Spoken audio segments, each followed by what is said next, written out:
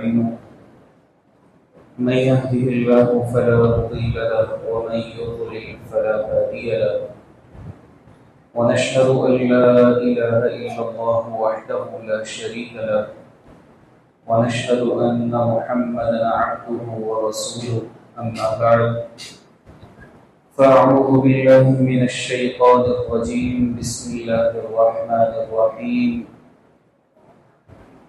كل نفس ذائقة الموت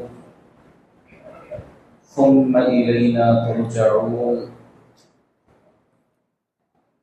یہ ہماری تربیتی نشست ہے میت کے مسائل اور احکام۔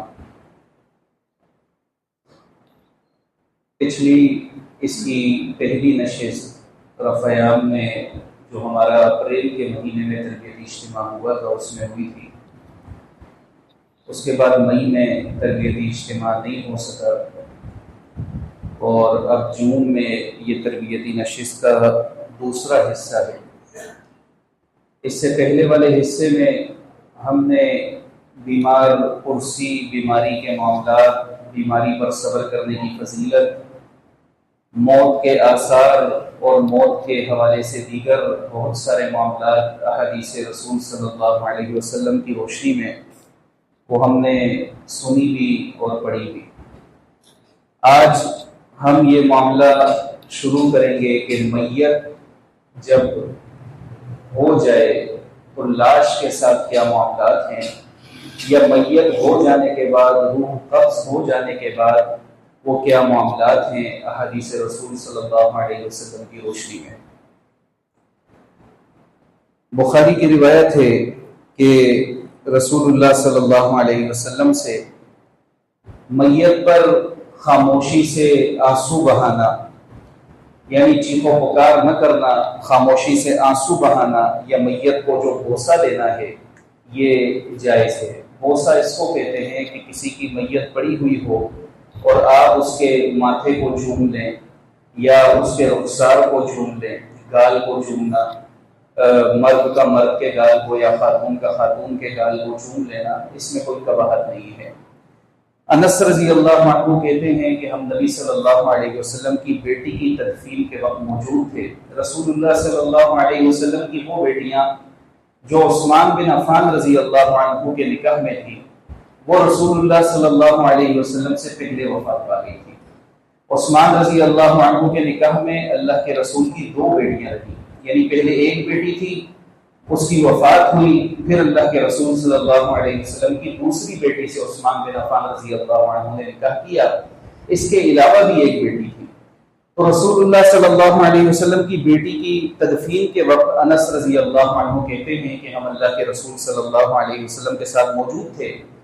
رسول اللہ صلی اللہ علیہ وسلم افسردہ قبر کے پاس بیٹھے ہوئے تھے اور ہم آپ کو دیکھ رہے تھے کہ آپ کی آنکھوں سے آنسو جاری تھے۔ تو اس سے یہ ظاہر ہوتا ہے کہ میت پر آنسو نکل آنا یہ فطرتی عمل ہے، اور فطرت کے تحت میت پر آنکھوں سے آنسو کا روا ہونا، آنکھوں سے آنسوؤں کا بہنا یہ بالکل ہو سکتا ہے اور اس میں کسی پر کوئی ملامت نہیں کی جا سکتی۔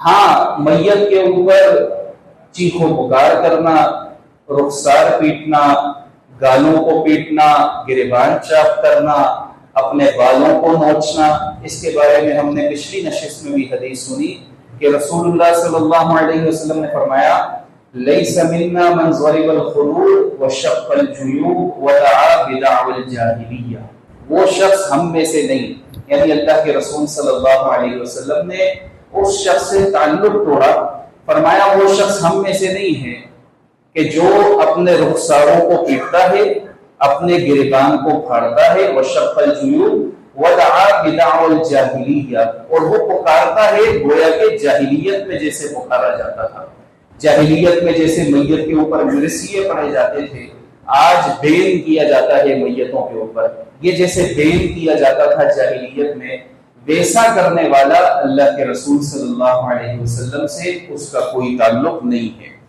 جہاں تک بوسہ دینے کی بات ہے تو عائشہ رضی اللہ عنہا سے یہ روایت ہے، اور یہ ابن ماجہ کی روایت ہے کہ ابو بکر صدیق رضی اللہ عنہ یہ جب آئے ہیں نبی صلی اللہ علیہ وسلم کی وفات کے بعد آپ اکثر ہمارے درس و تدریس میں اور لٹریچر جو ہمارا ہے کہ نبی صلی اللہ علیہ وسلم اور شہداء اللہ کے پاس جنتوں میں زندہ ہیں، قبروں میں نہیں، اس لٹریچر میں بھی یہ حدیث موجود ہے اور اکثر درس و تدریس میں بھی بیان کی جاتی ہے کہ اب اللہ کے رسول صلی اللہ علیہ وسلم کی وفات کے وقت ابو بکر صدیق رضی اللہ عنہ یہ مدینے میں موجود نہیں تھے۔ ابو بکر صدیق رضی اللہ عنہ باہر گئے ہوئے تھے، اور جب وہ واپس آئے ہیں اور ان کو پتہ چلا ہے کہ اللہ کی، یعنی ان کو خبر آ گئی وہاں پر، وہ واپس آ گئے، تو وہ سیدھا اللہ کے رسول صلی اللہ علیہ وسلم کا حجرہ، جس کو حجرہ عائشہ کہا جاتا ہے، عائشہ رضی اللہ عنہا کا جو حجرہ تھا اس میں وہ گئے ہیں اور انہوں نے اللہ کے رسول صلی اللہ علیہ وسلم کے ماتھے پر بوسہ دیا۔ تو اس سے یہ دلیل اخذ کی جا سکتی ہے کہ اگر ہمارا کوئی پیارا فوت ہو اور ہمارا دل چاہے کہ ہم اس کے ماتھے کو بوسہ دیں یا اس کے رخسار کو بوسہ دیں تو اس میں کوئی قباحت نہیں ہے، بوسہ دیا جا سکتا ہے۔ اچھا، یہ بوسہ بوجہ پیار ہو، بوجہ سجدہ یا بوجہ جھکنا معنی نہ ہو۔ عائشہ رضی اللہ عنہا سے روایت ہے کہ سعد بن معاذ رضی اللہ عنہ فوت ہوئے تو نبی صلی اللہ علیہ وسلم ابو بکر صدیق اور عمر رضی اللہ عنہما کے ساتھ ان کے پاس پہنچے۔ اس ذات کی قسم جس کے ہاتھ میں میری جان ہے کہ میں اپنے حجرے میں موجود تھی اور مجھے یہ محسوس ہو رہا تھا کہ ابو بکر بھی رو رہے ہیں اور عمر بھی رو رہے ہیں، یعنی رونے کا جو معاملہ ہے یہ فطرتی ہے، اس میں کوئی قباحت نہیں ہے۔ اسی طرح میت پر صبر کرنا یہ جہنم کی آگ سے رکاوٹ اور جنت میں گھر حاصل کرنے کا جو ہے وہ ذریعہ ہے۔ ابو سعید خدری رضی اللہ عنہ سے روایت ہے کہ عورتوں نے نبی صلی اللہ علیہ وسلم کی خدمت میں عرض کیا کہ اے اللہ کے رسول، آپ ہمارے لیے ویز کرنے کا دن مقرر کر دیجئے کہ آپ ہم عورتوں سے خطاب کیا کریں۔ رسول اللہ صلی اللہ علیہ وسلم نے عورتوں کو نصیحت کرتے ہوئے فرمایا کہ جس عورت کے 3 بچے فوت ہو جائیں، 3 بچے وفات پا جائیں اور وہ بچے اس کے لیے وہ اس پر صبر کرے، یعنی وفات ہو گئی بچوں کی، اب وہ صبر کرے، تو رسول اللہ صلی اللہ علیہ وسلم نے فرمایا وہ بچے اس کے لیے جہنم کی آگ سے رکاوٹ ہوں گے۔ ایک عورت نے پوچھا اے اللہ کے رسول جس کے 2 بچے فوت ہو جائیں، تو رسول اللہ صلی اللہ علیہ وسلم نے فرمایا کہ 2 بچے بھی جہنم کی آگ سے رکاوٹ کا ذریعہ ہوں گے۔ یہ صحیح بخاری کتاب الجنائز کی روایت ہے۔ اسی طرح ابو موسیٰ اشعری رضی اللہ عنہ کہتے ہیں کہ رسول اللہ صلی اللہ علیہ وسلم نے فرمایا کہ جب مومن کا بچہ فوت ہوتا ہے، جب مومن کا بچہ وفات پاتا ہے تو اللہ تعالیٰ فرشتوں سے پوچھتا ہے کیا تم نے میرے بندے کے بچے کی روح قبض کر لی؟ میرا جو بندہ تھا اس کے بچے کی تم نے روح قبض کر لی؟ تو فرشتے کہتے ہیں ہاں اللہ، یعنی اللہ تعالیٰ کو اسبات میں جواب دیتے کہ ہاں ہم نے ایسا کیا۔ تو اللہ تعالیٰ آگے سے پھر سوال کرتا ہے کہ اب کیا تم نے میرے بندے کے جگر کا ٹکڑا لے لیا ہے؟ تو فرشتے عرض کرتے ہیں اے اللہ ایسا ہی کیا۔ اللہ تعالیٰ پھر پوچھتا ہے کیا میرے بندے نے تمہارا یہ عمل دیکھا؟ تو اس نے کیا کہا، یعنی میرا جو بندہ جس کا بچے کی تم نے روح قبض کی، اس کے جگر کا ٹکڑا لے لیا، میرے اس بندے کا عمل کیا تھا، میرا وہ بندہ کیا کر رہا تھا؟ تو فرشتے کہتے ہیں اے اللہ، ہم نے جیسے ہی اس بندے کی روح قبض کی، تیرے بندے کے بچے کی روح قبض کی، تو ہم نے دیکھا کہ اس نے تیری حمد بیان کی اور اس نے انا للہ و انا الیہ راجعون پڑھا۔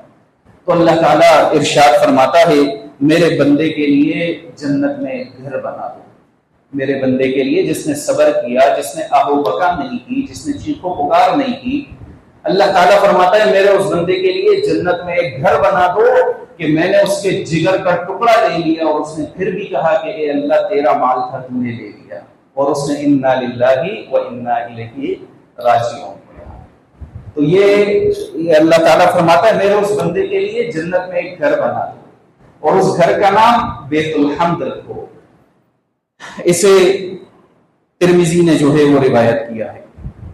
برہ رضی اللہ عنہ کہتے ہیں کہ جب ابراہیم رضی اللہ عنہ فوت ہوئے جو اللہ کے رسول کے بیٹے تھے، تو نبی صلی اللہ علیہ وسلم نے فرمایا کہ ابراہیم کو جنت میں دودھ پلانے والی دی گئی ہے، یعنی جنت میں ایک خاتون اس کو، یعنی یہ وہ بچے جو چھوٹی عمر میں فوت ہوتے ہیں یا دودھ پیتا بچہ فوت ہو جاتا ہے تو اس کے لیے فرمایا کہ جنت میں اس کو دودھ پلانے والی وہ ملتی ہے۔ اچھا، اسی طرح وہ بچے جو مشرکین کے بچے ہوتے ہیں، اب اس میں یہ معاملہ تھوڑا سا سمجھنے والا ہے. یہاں جذبات نہیں ہیں. دین اسلام میں جوش سے زیادہ ہوش کو ترجیح دی گئی ہے. بچے فوت ہوتے ہیں مشرکین کے، جن پر شریعت کے احکامات ابھی لاگو نہیں ہوتے، بلوغت سے پہلے فوت ہو جاتے ہیں، ان کا کیا معاملہ ہے یا ان کے بارے میں کیا ملتا ہے ہمیں احادیث رسول میں؟ بعض ساتھی اس معاملے میں جذبات کا مظاہرہ کرتے ہیں، جذبات سے کام لیتے ہیں.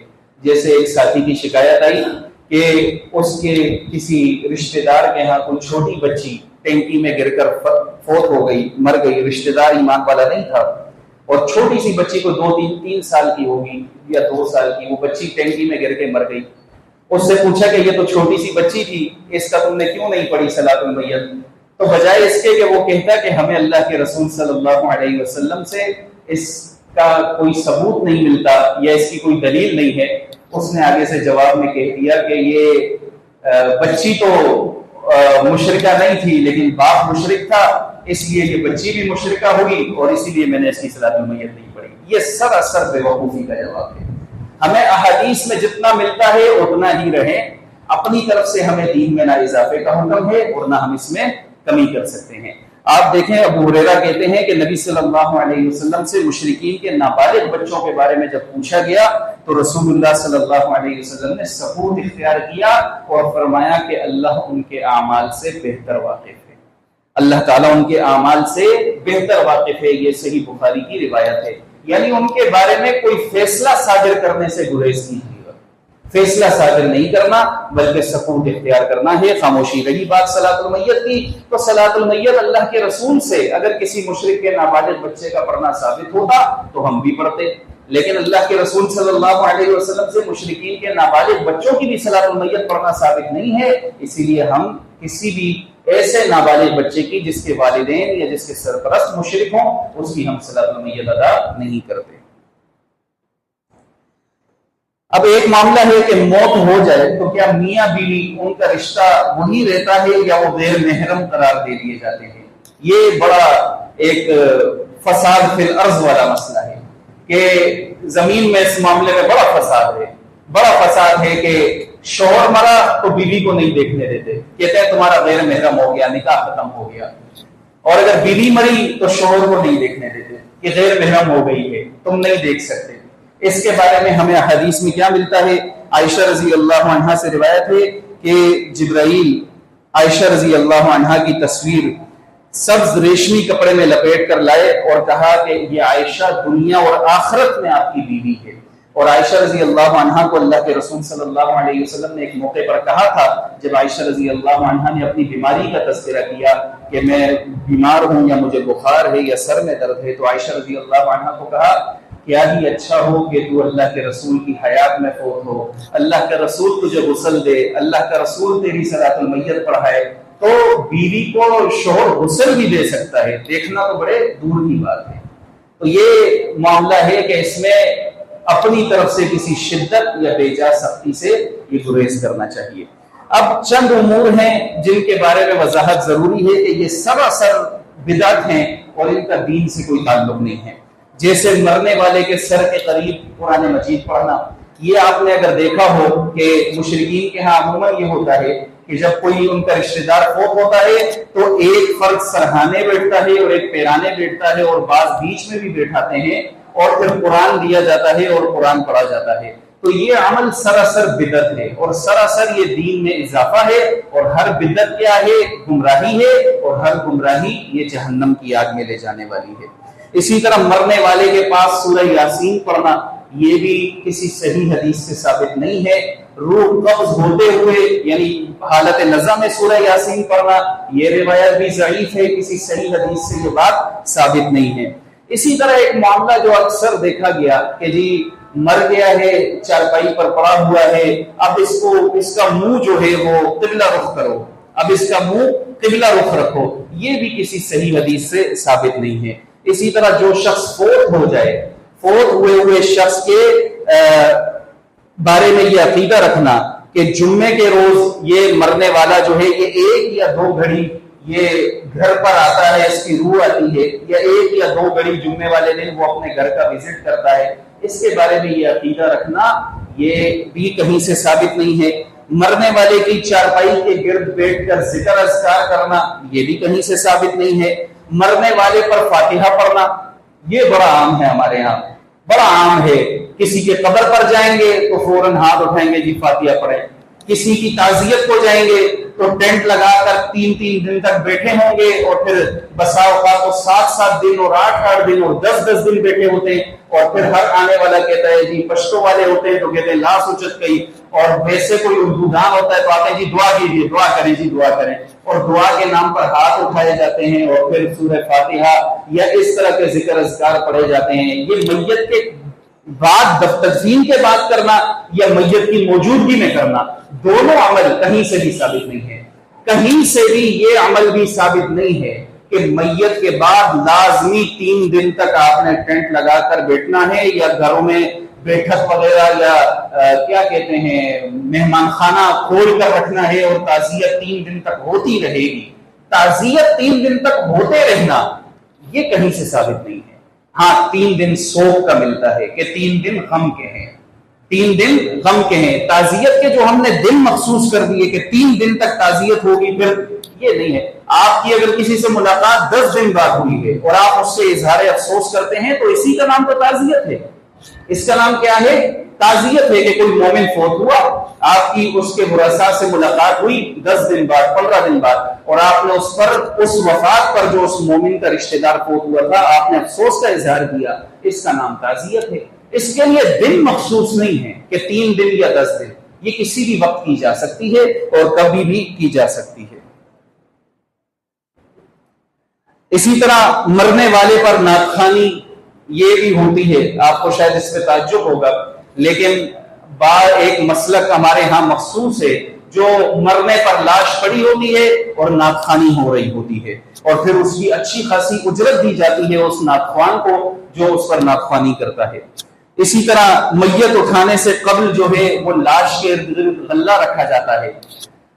ہمارے گاؤں میں ہوتا ہے وہ شیرینی پتاسے نہیں بولتے، پتاسے جس کو، یہ رکھے جاتے ہیں، اور پھر میت اٹھانے سے قبل وہ جو ہے وہ غربا میں یا مساکین میں یا غریبوں میں جو ہے وہ تقسیم کیا جاتا ہے۔ ہر علاقے کا اپنا اپنا رواج ہے۔ یہ وہ عمل ہیں جو کسی بھی قرآن کی آیت یا کسی بھی صحیح حدیث رسول سے ثابت نہیں ہے۔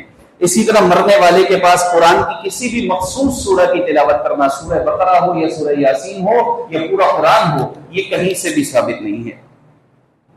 میت اٹھاتے وقت میت پر قرآن مجید رکھنا، میت پر قرآن مجید رکھنا اور رکھنے سے قبل اس کے برابر غلہ یا پیسے مولوی صاحب کو دینے کی رسم ادا کرنا یہ بھی ہوتا ہے، اس سے بھی جو ہے وہ اجتناب کیا جائے۔ اسی طرح بیوی کے فوت ہونے پر خاوند کو بیوی کے لیے غیر محرم قرار دینا یہ کسی بھی صحیح حدیث سے ثابت نہیں ہے۔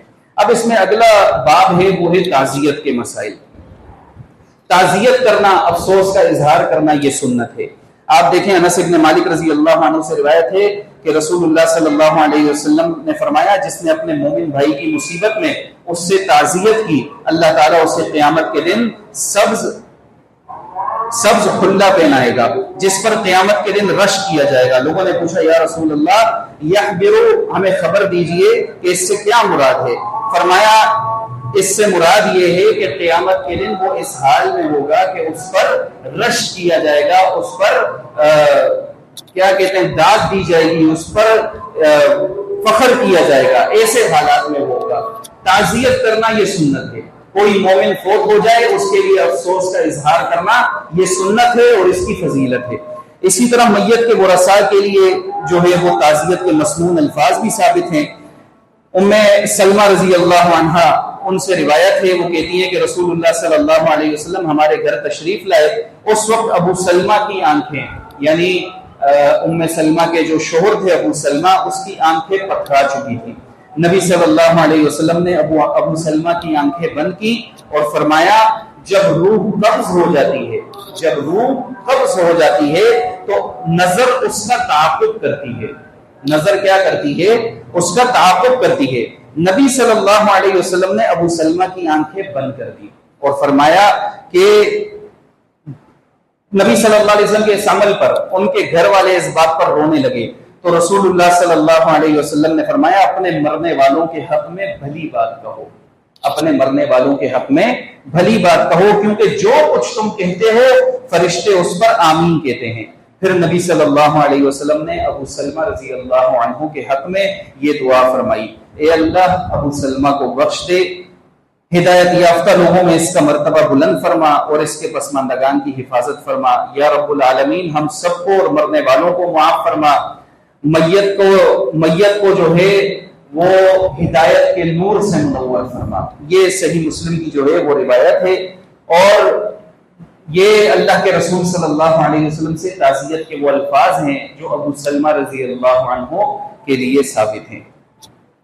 اسی طرح ام حبیبہ رضی اللہ عنہا نے نبی صلی اللہ علیہ وسلم کے حوالے سے روایت کیا کہ اللہ اور یوم آخرت پر ایمان رکھنے والی کسی خاتون کے لیے کسی بھی میت پر 3 دن سے زیادہ سوگ نہیں ہے، سوائے اس کے شوہر کی میت پر جس پر وہ 4 ماہ 10 دن سوگ کر سکتی ہے، جس کو عدت کے ایام بھی کہا جاتے ہیں۔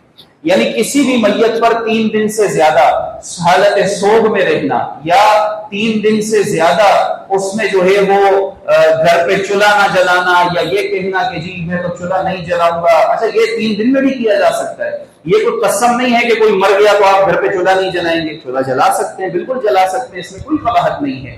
لیکن اگر بالفرض محال بہتر عمل یہ ہے کہ قریب میں جو ایمان والوں کے قریب میں جو ایمان والے ہوں وہ ان کے گھروں میں کھانے پینے اور دیگر چیزوں کا خیال کریں۔ یہ اخلاق کا تقاضا ہے، یہ اخلاقیات ہیں، یہ دین اسلام ہمیں یہ اخلاقیات بھی سکھاتا ہے کہ ہم اپنے ارد گرد ہونے والے اہل ایمان کی میتوں میں ان کے گھر میں ناشتے یا طعام، یہ ان چیزوں کا جو ہے وہ خیال کریں۔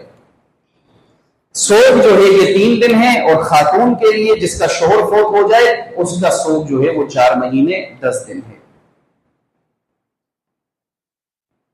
اسی طرح کھانا پکانے کے حوالے سے آپ دیکھیں، عبداللہ بن جعفر کہتے ہیں کہ جب جعفر رضی اللہ عنہ کی وفات کی خبر آئی تو رسول اللہ صلی اللہ علیہ وسلم نے ان کے اہل و عیال کے لیے کھانا تیار کرنے کا حکم دیا اپنے گھر والوں کو کہ ان کے لیے کھانا تیار کیا جائے۔ ان لوگوں پر ایسی مصیبت آئی ہے، یا فرمایا ایسا موقع آیا ہے جس میں وہ کھانا نہیں پکا سکیں گے۔ یہ ابن ماجہ کی روایت ہے، اور یہ جو ہے اللہ کے رسول صلی اللہ علیہ وسلم نے اپنے گھر والوں کو حکم دیا تھا۔ اب اس میں چند چیزیں ہیں تعزیت کے حوالے سے، وہ کیا ہیں کہ تعزیت کے لیے ہاتھ اٹھا کر دعا کرنا یہ کہیں سے ثابت نہیں ہے، تعزیت کے لیے ہاتھ اٹھا کر فاتحہ پڑھنا یہ کہیں سے ثابت نہیں ہے، تعزیت کے لیے آنے والے آدمی کا پہلے سے موجود افراد کو بار بار اجتماعی دعا کے لیے درخواست کرنا یہ کہیں سے ثابت نہیں ہے، 3 دن سے زیادہ اہل میت کے گھر یا کسی دوسری جگہ بیٹھنے کا اہتمام کرنا یا 3 دن کا اہتمام کرنا یہ کہیں سے ثابت نہیں ہے۔ وفات کے بعد پہلی عید، جو پہلی عید آتی ہے، اس پر کوئی تعزیت یا تعزیتی محفل کا اہتمام کرنا کہ جی لوگ آئیں گے کیونکہ میرے والد کی وفات ہوئی ہے، والدہ کی وفات ہوئی ہے اور پہلی عید ہے، اور لوگ سوگ کریں گے اور تعزیت کا اظہار کریں گے، تو لہٰذا ہمارے گھر میں سوگ رہے گا، ہم کپڑے نئے نہیں پہنیں گے، ہم خوشبو نہیں لگیں، یہ عمل کہیں سے ثابت نہیں ہے۔ اسی طرح مخصوص دنوں میں جیسے جمعرات کے جمعرات تعزیت کے نام پر جو ہے وہ قرآن خوانیوں کا اہتمام کرنا یہ عمل کہیں سے ثابت نہیں ہے۔ اب غسل میت کا معاملہ ہے، میت کو غسل دینا یہ ہم سب کو آنا چاہیے۔ بڑے افسوس کی بات ہے کہ میت ہوتی ہے اور بیٹے، اگر باپ مر جائے تو بیٹے راہ تکتے رہتے ہیں کہ کوئی آئے اور ہمارے والد کو غسل دے دے۔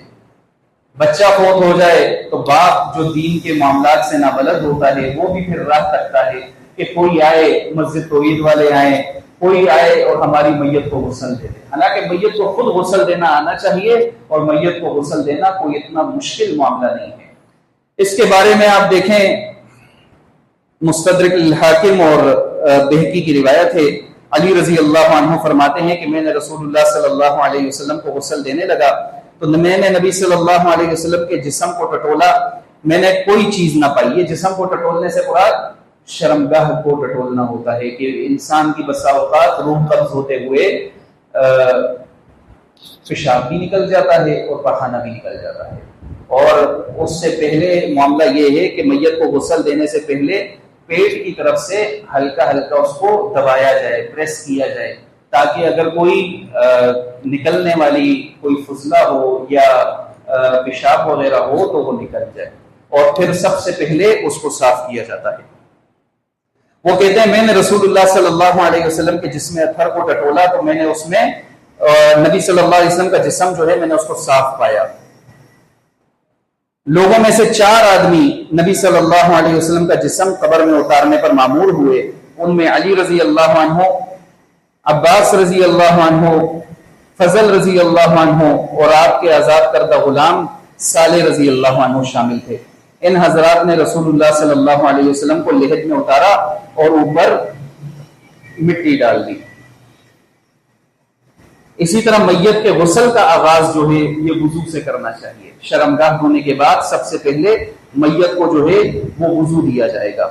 میت کے غسل کے لیے استعمال ہونے والے پانی میں بیری کے پتے ڈالنا یہ بھی ثابت ہے، مسنون ہے، اس میں کوئی قباحت نہیں ہے.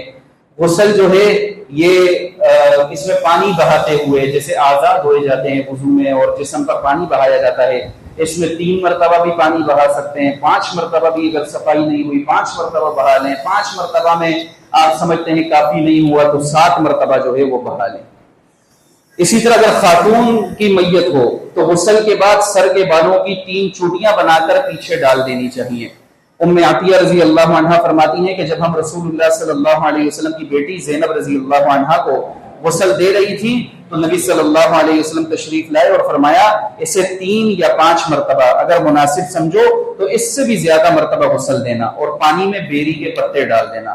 جب تم غسل دے چکو تو مجھے اطلاع دے دینا. چنانچہ جب ہم فارغ ہوئی تو نبی صلی اللہ علیہ وسلم کو اطلاع دے دی تو نبی صلی اللہ علیہ وسلم نے اپنا تہبند ہماری طرف پھینکا اور فرمایا یہ اس کے جسم پر لپیٹ دو. ایک دوسری روایت میں یہ الفاظ ہیں کہ اسے 7 مرتبہ یعنی 3، 5 یا 7 مرتبہ غسل دو اور آغاز وضو کے اعضاء سے یعنی داہنی طرف سے کرو.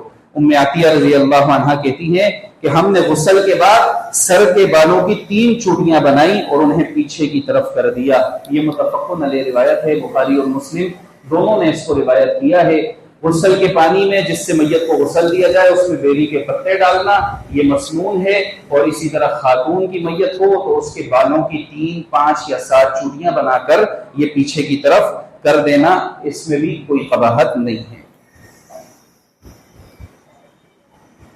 اسی طرح غسل دینے والے کی بھی پھر ذمہ داری ہے. اس کی ذمہ داری کیا ہے؟ اچھا، اس میں ایک چیز جو پچھلی حدیث میں وضاحت کی ہے، شرمگاہ دھو لیا آپ نے، وضو کرا دیا میت کو.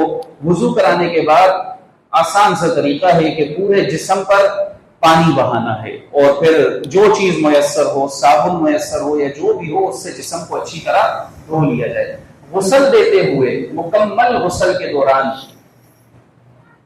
شرمگاہ کے اوپر تولیہ یا کوئی ایسا پردہ جس پر پانی لگنے کے بعد شرمگاہ واضح نہ ہو یہ ہونا چاہیے. یہ شرمگاہ کو چھپا ہوا ہونا چاہیے. سوال ہے کہ پھر شرمگاہ کو صاف کیسے کیا جائے گا؟ تو شرمگاہ کو صاف وہ پردہ اٹھا کر نیچے ہاتھ کر کے کیا جائے گا. شرمگاہ کو صاف پردہ نہیں اٹھایا جائے گا. یہ احترام ہے، یہ تکریم ہے. اور اسلام نے سب سے زیادہ مردے کی تکریم کی. تکریم سے مراد کیا ہے؟ کہا اس کو غسل دو، اس کو بیری کے پتوں سے غسل دو، پانی سے غسل دو، صاف ستھرا کرو، کفن پہناؤ صاف چادر کا، اور پھر اس کو عزت اور احترام کے ساتھ قبر میں ڈالو. پھر اس کے اوپر آپ دیکھیں سلپیں رکھنا، اور یہ ساری وہ چیزیں ہیں کہ جو ایک انسان کو اللہ تعالیٰ نے مرنے کے بعد بھی ایسے نہیں کہا کہ اس کو چھوڑ دو خود ہی گل سڑ جائے گا، اس کو چھوڑ دو خود ہی پرندے نوچ نوچ کے کھا جائیں گے. تو یہ اللہ تعالیٰ نے ایک معاملہ، ایک عزت کا معاملہ کیا. آج بھی پاکستان میں ایسے قبائل موجود ہیں یا ایسے علاقے موجود ہیں جو لاشوں کو بیابان میں چھوڑ آتے ہیں اور پرندے نوچ نوچ کر کھا جاتے ہیں ان کی لاشوں کو.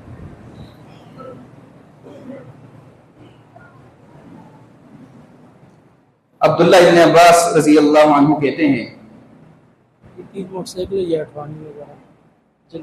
اچھا یہ 3 موٹر سائیکلیں باہر کھڑی ہیں. ایک کا نمبر ہے KPJ 7791، یہ جس کی ہے باہر چلے جائیں اور اس کو ہٹا دیں. دوسری ہے KIS 9418 9418، اور تیسری ہے 0030 KK. یہ 3 موٹر سائیکلیں باہر غلط پارک ہوئی ہوئی ہیں.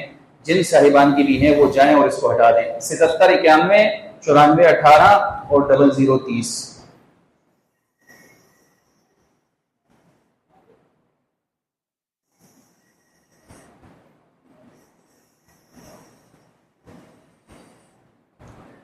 اچھا، شہید کا معاملہ جہاں تک ہے غسل کے حوالے سے، تو جابر بن عبداللہ رضی اللہ عنہ فرماتے ہیں کہ رسول اللہ صلی اللہ علیہ وسلم شہدائے احد میں سے 2 شہیدوں کو ایک کپڑے میں اکٹھا کرتے تھے، پھر پوچھتے ان دونوں میں سے کس کو قرآن زیادہ یاد ہے؟ لوگوں کے بتانے پر نبی صلی اللہ علیہ وسلم اسے قبر میں آگے کرتے اور فرماتے قیامت کے دن میں ان کی گواہی دوں گا۔ پھر آپ نے شہداء کو خون سمیت دفن کرنے کا حکم دیا، نہ انہیں غسل دیا اور نہ ان پر صلاۃ پڑھی۔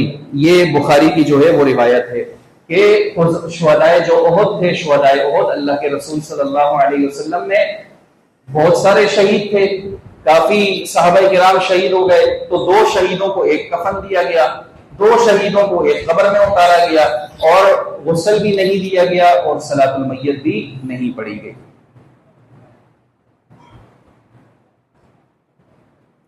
اسی طرح وہ جو میں نے آپ سے پہلے بات کہی تھی کہ خاوند بیوی کو اور بیوی خاوند کو بلا کراہت غسل دے سکتی ہے، اس کے بارے میں عائشہ رضی اللہ عنہا کی روایت ہے کہ رسول اللہ صلی اللہ علیہ وسلم بقیع سے ایک جنازہ پڑھ کر تشریف لائے اور مجھے تلاش کیا، میرے سر میں درد تھا اور میں کہہ رہی تھی ہائے میرا سر پھٹا جا رہا ہے، تو نبی صلی اللہ علیہ وسلم نے فرمایا نہیں بلکہ میرا سر اے عائشہ، اگر تم مجھ سے پہلے فوت ہو جاؤ تو میں تمہارے تمام کام خود کروں گا، خود تمہیں غسل دوں گا، خود کفن پہناؤں گا، خود تمہاری صلاۃ المیت پڑھ کر دفن کروں گا، اور اس میں کوئی حرج نہیں ہے۔ یہ ابن ماجہ کی اور مسند احمد کی جو ہے وہ روایت ہے۔ اور وہ جو میں نے آپ کو پہلے بات کہی سطر والی، تو اس کے بارے میں تو یہ روایت موجود ہے کہ مسلم کی روایت ہے کہ ابو سعید خدری رضی اللہ عنہ سے کہ رسول اللہ صلی اللہ علیہ وسلم نے فرمایا کوئی مرد کسی مرد کے سطر کو اور کوئی عورت کسی عورت کے سطر کو نہ دیکھے، کوئی مرد کسی مرد کے سطر کو اور کوئی عورت کسی عورت کے سطر کو نہ دیکھے۔ عبداللہ بن ابو بکر صدیق رضی اللہ عنہ سے روایت ہے کہ ابو بکر صدیق رضی اللہ عنہ کی بیوی اسما بنت انیس نے ابو بکر کو وفات کے بعد غسل دیا اور موجود مہاجرین سے دریافت کیا میں روزے سے ہوں، آج شدید سردی کا دن ہے، کیا مجھے ضرور غسل کرنا چاہیے؟ لوگوں نے کہا ضروری نہیں ہے۔ یہ موطا امام مالک کی روایت ہے۔ اسی طرح کفن کا معاملہ وہ جو ہے وہ ہم انشاءاللہ اس کے بارے میں احادیث دیکھتے ہیں کہ زندگی میں جو میت کا سرپرست ہو، جو میت کا سرپرست ہو، اس کے ذمے ہے کہ وہ اس کے کفن کا بندوبست کرے۔ قتادہ رضی اللہ عنہ کہتے ہیں کہ رسول اللہ صلی اللہ علیہ وسلم نے فرمایا مرنے والے کا ولی اپنے بھائی کے لیے اچھا کفن بنائے، یعنی صاف ستھرا کفن ہو۔ یہ لازم ہم نے جو کر لیا ہے نا کہ لٹھے کا کاٹن ہوگا اور اسی کا کفن دیا جائے گا، یہ لازم نہیں ہے۔ یہ کوئی ایسا نہیں ہے کہ جی اس کے بغیر کفن دیا گیا تو کوئی گناہ ہو جائے گا، یا میت جو اب اگر بالفرض مال گھر میں اچھی صاف ستھری چادر موجود ہے اس کو آپ کفنا دیں، اس کا کفن بنا دیں۔ لازمی نہیں ہے کہ آپ نیا سوٹ لیں، نئے کپڑے لیں اور نئے کپڑے کا ہی آپ جو ہے وہ چاہے طاقت ہو یا نہ ہو آپ لیں۔ تو یہ بھی بسا اوقات ہوتا ہے کہ جی طاقت نہیں ہے نیا کفن لینے کی، لیکن قرضے لے کر کفن لیا جاتا ہے، نا کہ گھر میں کپڑا بھی موجود ہوتا ہے، چادر بھی موجود ہوتی ہے۔ یہ ہمارے معاشرے میں ایسا سمجھ لیا گیا ہے کہ جی نیا کپڑا، نئی چادر، لٹھے کا کاٹن وہ ہوگا تو کفن مکمل ہوگا ورنہ نہیں ہوگا، ایسا معاملہ نہیں ہے۔ اسی طرح عائشہ رضی اللہ عنہا فرماتی ہیں کہ رسول اللہ صلی اللہ علیہ وسلم کو 3 سفید یمنی چادروں میں کفن دیا گیا جو سجول بستی میں روئی سے بنی ہوئی تھی، ان میں نہ کرتا تھا نہ پگڑی۔ بخاری اور مسلم دونوں کی یہ روایت ہے۔ اسی طرح عورت کے کفن کے بارے میں آتا ہے، بخاری کی روایت ہے کہ حسن فرماتے ہیں کہ عورت کے کفن کا 5واں کپڑا وہی ہے جو قمیص کے نیچے رہتا ہے، اس سے عورت کا سطر اور رانیں یہ باندھی جاتی ہیں۔ اسی طرح انس بن مالک کہتے ہیں کہ شہدائے احد کا معاملہ جو تھا ان کو نہ غسل دیا گیا، نہ ان کی صلاۃ المیت پڑھی گئی، اور خون آلود کپڑوں سمیت جو ہے وہ دفن کیے گئے۔ اسی طرح ابو ہریرہ رضی اللہ عنہ سے روایت ہے کہ رسول اللہ صلی اللہ علیہ وسلم نے فرمایا اس ذات کی قسم جس کے ہاتھ میں میری جان ہے، جو بھی شخص اللہ کی راہ میں زخمی کیا جاتا ہے اللہ اسے خوب جانتا ہے کون اس کی راہ میں زخمی کیا گیا، پھر بھی جب وہ قیامت کے روز اللہ کی بارگاہ میں حاضر ہوگا تو اس حال میں آئے گا کہ اس کے زخموں سے سرخ رنگ کا خون بہ رہا ہوگا جس سے مشک کی خوشبو آ رہی ہوگی۔ یعنی جو اللہ کی راہ میں شہید کیا جاتا ہے اور خون آلود کیا جاتا ہے، زخمی کیا جاتا ہے، وہ قیامت کے دن بھی ایسے ہی اٹھے گا کہ اس کے جسم سے خون بہہ رہا ہوگا سرخ رنگ کا، لیکن وہ خون بدبو پیدا نہیں کرے گا، بلکہ وہ خون خوشبو پیدا کرے گا، اور اس سے مشک کی جو ہے وہ خوشبو آ رہی ہوگی۔ میتیں اگر زیادہ ہوں، یہ بھی سمجھ لینا چاہیے، ہماری تو ہر میت کے لیے ہمیں الگ قبر چاہیے نا۔ ہماری ایک جماعت ہے، ایک قبرستان ہے، ایسا بھی ہوا ایک دن میں 3 میتیں آ گئیں، ایسا بھی ہوا کہ ایک دن میں 2 میتیں آ گئیں، اور یہ ہمیں بات یہ اچھی طرح سمجھ لینی چاہیے کہ اگر میتیں زیادہ ہوں تو ایک قبر میں 1 سے زائد میتوں کو بھی دفن کیا جا سکتا ہے، 2 کو بھی دفن کیا جا سکتا ہے، 3 کو بھی دفن کیا جا سکتا ہے، جس کو ہم عرف عام میں کہہ رہے ہیں نا اجتماعی قبر، ہم عرف عام میں کیا کہہ رہے ہیں اجتماعی قبر، وہ اجتماعی قبر بن سکتی ہے 2 یا 2 سے زائد میتوں کی۔ تو لازم نہیں ہے کہ ہر کسی کو الگ الگ قبر ملے، یہ لازم نہیں ہے، مردوں کو مردوں کے ساتھ، عورتوں کو عورتوں کے ساتھ الگ قبروں میں دفن کیا جا سکتا ہے، اس میں کوئی کراہت نہیں ہے۔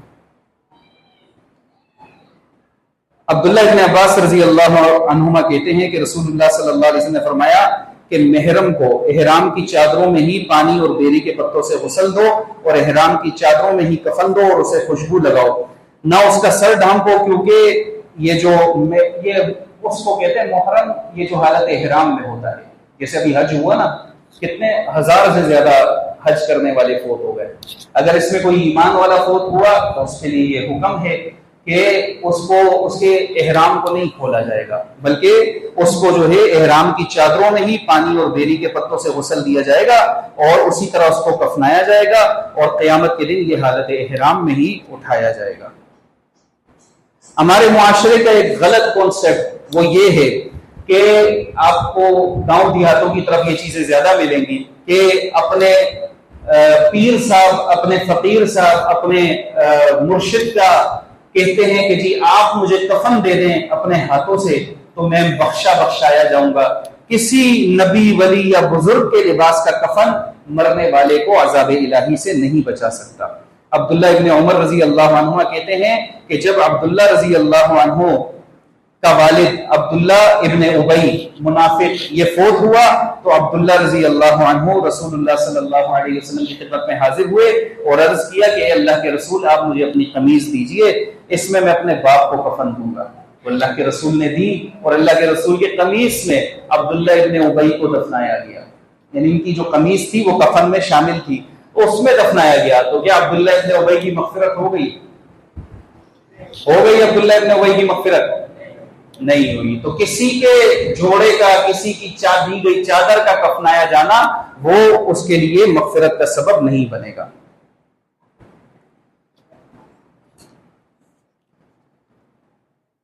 اب چند چیزیں اس حوالے سے جو ہیں وہ ہیں قابل اصلاح، وہ یہ ہے کہ کفن پر بسم اللہ الرحمن الرحیم لکھوانا، یا کفن کے اوپر قرآنی آیات یا 4 قل یا آیت الکرسی تحریر کی ہوئی چادر وہ ڈالنا، اور کوئی عہد نامہ قبر کے اندر ڈالنا، کوئی قرآنی آیات یا اہل بیت کے نام جیسے اہل تشیعوں کے ہاں ہوتا ہے وہ قبر میں ڈالنا، یہ تمام وہ امور ہیں جن کا شریعت اسلامیہ سے کوئی تعلق نہیں ہے، جس کا قرآن و حدیث سے کوئی تعلق نہیں ہے۔ اسی طرح علیحدہ کپڑے پر بسم اللہ الرحمن الرحیم لکھنا اور پھر اس کو ڈال دینا، یہ چیزیں ثابت نہیں ہیں۔ اچھا ایک چیز، اگر آپ جائیں گے نا وہاں مکہ میں، تو مکہ میں ایک جگہ ہے جہاں حرم میں، خانہ کعبہ کے پاس مکہ میں ایک جگہ ہے جہاں زمزم کا نا ڈائریکٹ پائپ لگا ہوا ہے، یعنی باقی تو تمام حرم میں چلر سے دیا جاتا ہے، پانی ٹھنڈا کر کے دیا جاتا ہے، وہاں پائپ کو ڈائریکٹ لا کر چھوڑا ہوا ہے لائبریری کے پاس، جہاں پر بے وقوف کہتے ہیں کہ یہ لائبریری اللہ کے رسول کا گھر تھا اور سامنے باتھ روم یا ابو جہل کا گھر تھا۔ یہ حقیقت نہیں ہے، اس کا حقیقت سے کوئی تعلق نہیں ہے۔ اس لائبریری کے پاس ایک زمزم کا پائپ چھوڑا ہوا ہے، وہاں پر آپ دیکھیں گے کہ لائن لگی ہوئی ہوتی ہے، سفید چادر ہاتھ میں لیے ہوئے۔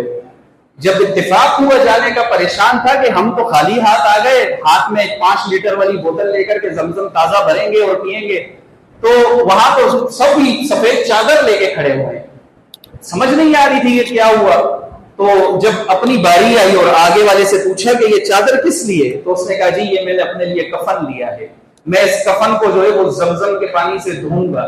تو آب زمزم سے کفن کو دھو لینا کیا وہ مغفرت کا سبب بن جائے گا؟ ہاں، مغفرت کا سبب بن جائے گا؟ ہرگز نہیں بنے گا۔ آب زمزم سے کفن دھو لیا جائے یا کوئی جنت کے پانی میسر اس کو ہو دنیا میں اگر، اور وہ اس سے اپنا کفن دھو لے، ممکن ہی نہیں ہے، ممکن ہی نہیں ہے کہ اس کی وجہ سے اس کی مغفرت ہو جائے۔ مغفرت یہ سراسر ایمان اور عمل کے اوپر منحصر ہے، ایمان کیسا تھا اور ایمان کے بعد عمل کیسے تھے، اس پر منحصر ہے۔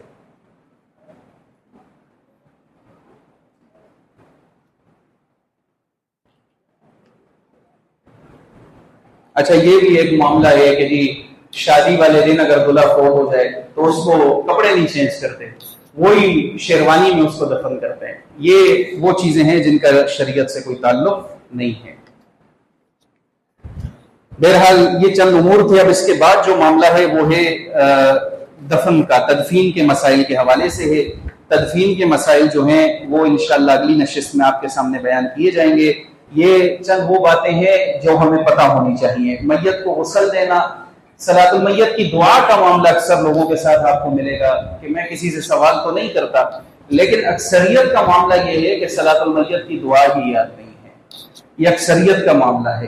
تو صلاۃ المیت کی دعا کا یاد ہونا اور پھر اپنے مومن بھائی کی صلاۃ المیت ادا کرنا، یہ فضیلت کا باعث ہے، اس کا بڑا اجر ہے۔ صلاۃ المیت پڑھ لینا ایک قیرات کا ثواب ہے، قبرستان تک جانا، تدفین میں بھی حصہ لینا اور پھر تدفین کے بعد وعظ و نصیحت بھی سننا، 2 قیرات کا ثواب۔ کتنے قیرات کا؟ 2 قیرات۔ ایک قیرات پہاڑ کا ثواب کتنا ہے؟ احد پہاڑ کے برابر، اتنا ثواب ہے اس کا۔ تو یہ چند باتیں ہیں کہ صلاۃ المیت اپنے مومن بھائی کی ادا کرنا، مومن بھائی فوت ہو جائے اس کے لیے مغفرت کی دعا کرنا، مومن بھائی فوت ہو جائے اس کو غسل دینا، اور پھر اس کے سرپرست کا کام کہ اس کے لیے کفن کا بندوبست کرنا۔ یہ تمام وہ چیزیں ہیں جس کے بارے میں ہمیں معلومات ہونی چاہیے۔ یہ معلومات ہوتی ہیں تو انسان سرخرو دیتا ہے، سرخرو دیتا ہے۔ ہم نے دیکھا کہ وہ لوگ جو اپنے والدین کی صلاۃ المیت خود پڑھاتے ہیں، ان کے وہ خاندان والے جو ایمان پر نہیں ہوتے وہ اس پر رشک کرتے ہیں اس پر کہ جی دیکھیں اس نے اپنے باپ کی صلاۃ المیت خود پڑھائی، ہم تو مولوی صاحب کے پیچھے بھاگتے رہتے ہیں، ہم زندگی بھر تو اس کی مخالفت کرتے رہے، لیکن اس کے بچے نے دیکھو اس کی صلاۃ المیت خود پڑھائی ہے، اس کا بچہ اس قابل تھا کہ اس نے اپنے باپ کی صلاۃ المیت کی امامت کی۔ تو یہ صلاۃ المیت مومن کی ادا کرنا، اپنے باپ کی ادا کرنا، یہ سب ضروری ہے۔